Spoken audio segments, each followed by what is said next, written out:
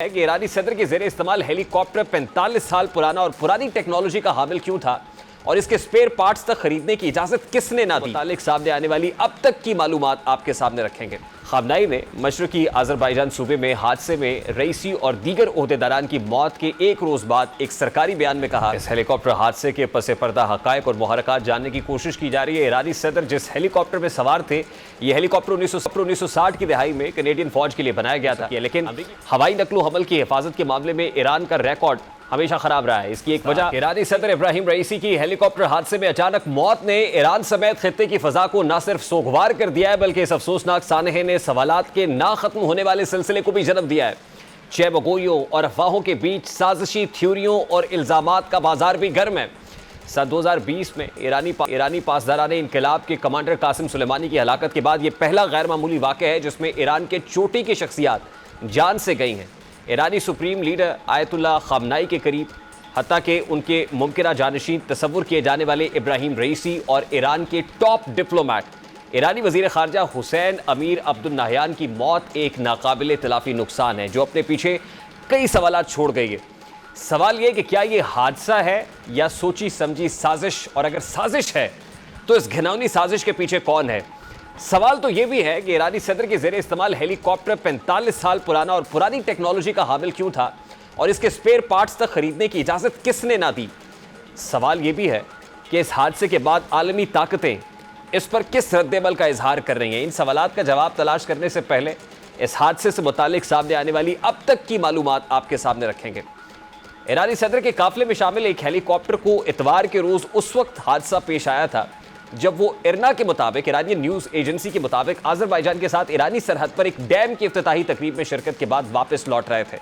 इस हादसे के बाद हेलीकॉप्टर में सवार तमाम 9 अफराद हलाक हो गए थे। ये बेल 212 नामी हेलीकॉप्टर था जिसमें इब्राहिम रईसी के अलावा ईरान के वज़ीर ख़ारजा अमीर अब्दुल नहयान, ईरान के मशरकी सूबे आज़रबाईजान के गवर्नर मलिक रहमती, तब्रेज़ के इमाम मोहम्मद अली अल हाशिम और अमले के अरकान सवार थे।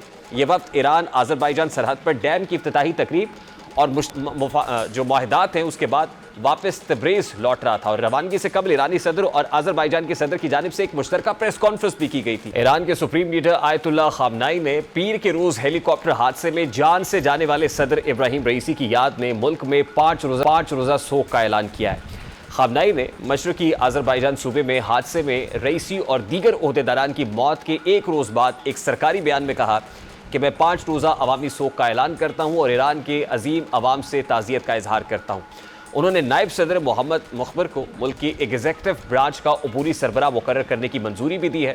ईरान में अब रईसी के जानशीन के इंतखाब के लिए सदारती इंतखाबात से कबल ज़्यादा से ज़्यादा 50 रोज़ की मुद्दत दी गई। इससे कबल ईरानी काबीना की जानिब से पीर को जारी बयान में कहा गया कि हेलीकॉप्टर हादसे में सदर इब्राहिम रईसी की मौत के बाद ईरानी हुकूमत बगैर किसी रुकावट के काम जारी रखेगी। पीर को ईरानी काबीना की जानिब से जारी बयान में कहा गया कि हेलीकॉप्टर हादसे में सदर इब्राहिम रईसी की मौत के बाद ईरानी हुकूमत बगैर किसी रुकावट के काम करेगी। बयान में यह भी कहा गया कि हम वफादार कौम को यकीन दिलाते हैं कि आयतुल्लाह रईसी के अनथक जज्बे के साथ खिदमत का रास्ता जारी रहेगा और हुकूमत का काम बगैर किसी रुकावट के जारी रहेगा। ईरानी सदर इब्राहिम रईसी की इतवार को हेलीकॉप्टर हादसे में हलाकत के बाद से जहां एक जानिब दुनिया भर के रहनुमाओं की जानिब से अफसोस का इजहार किया जा रहा है, इस हेलीकॉप्टर हादसे के पसे पर्दा हकायक और मुहरकात जानने की कोशिश की जा रही है। ईरानी सदर जिस हेलीकॉप्टर में सवार थे, ये हेलीकॉप्टर 1960 की दहाई में कनेडियन फौज के लिए बनाया गया था। अमरीकी फौजी तरबियत से मुतालिक दस्तावेजात के मुताबिक 1971 में इस हेलीकॉप्टर को अमरीका और कनाडा ने अपने बेड़े में शामिल कर लिया था। फ्लाइट ग्लोबल की 2024 की आलमी फ़ज़ाइया की डायरेक्टरी के मुताबिक ईरान की फ़ज़ाइया और बहरिया के पास ऐसे 10 हेलीकॉप्टर्स हैं। ये वाज़ेह नहीं है कि ये हेलीकॉप्टर कितने अरसे से इस्तेमाल में था और ईरान की हुकूमत में इनमें से कितने हेलीकॉप्टर इस्तेमाल करती है। इससे कबल ये हेलीकॉप्टर सितंबर 2023 में गिरकर तबाह हुआ था। फिर एक प्राइवेट ऑपरेटर का ये हेलीकॉप्टर मुत्तहिदा अरब अमारात में गिरकर तबाह हुआ था और इस किस्म का हादसा ईरान में 2018 में पेश आया था जब इस हादसे में 4 अफराद हलाक हो गए थे। हेलीकॉप्टर गिरने की वजह ताहाल मालूम नहीं हो सकी है, लेकिन हवाई नकलो हमल की हिफाजत के मामले में ईरान का रिकॉर्ड हमेशा ख़राब रहा है। इसकी एक वजह कई दहाइयों से आयद अमरीकी पाबंदियां भी बताई जाती हैं जिसकी वजह से ईरान का हवाबाजी का शोबा कमज़ोर हुआ है। इब्राहिम रईसी बेल 212 हेलीकॉप्टर पर सवार थे। ये मॉडल अमरीका में बनाया गया था। माजी में ईरान के दिफा और ट्रांसपोर्ट के वज़रा के अलावा ईरान की फ़ौज और फ़ज़ाइया के कमांडर भी हवाई जहाज़ या हेलीकॉप्टर के हादसों में हलाक हुए हैं। मई 2001 में ईरान के वजीर ट्रांसपोर्ट का तैयारा भी गिरकर तबाह हुआ था और इसका मलबा ढूंढने के लिए काफ़ी कोशिशें करना पड़ी थी। इस तैयारे में 28 अफराद सवार थे और बताया गया था कि हादसे में कोई भी जिंदा नहीं बचा था। जब ईरानी हुकूमत की जानिब से मुल्की तैयारों को जदीद बनाने की कोशिशें की गई तो मगरबी ममालिक के साथ भी कुछ मुआहदे किए गए और इसमें पाबंदियों में नरमी के हवाले से भी बात की गई। इस हादसे का दूसरा अहम पहलू वक्त है जब ईरान इसराइल तनाज़ा प्रॉक्सीज नहीं बल्कि बराह रास्त शिद्दत के साथ बढ़ा है और दूसरी ईरान का झुकाव रूस, चीन और दीगर ममालिक की जानिब बहुत ज़्यादा बढ़ रहा है।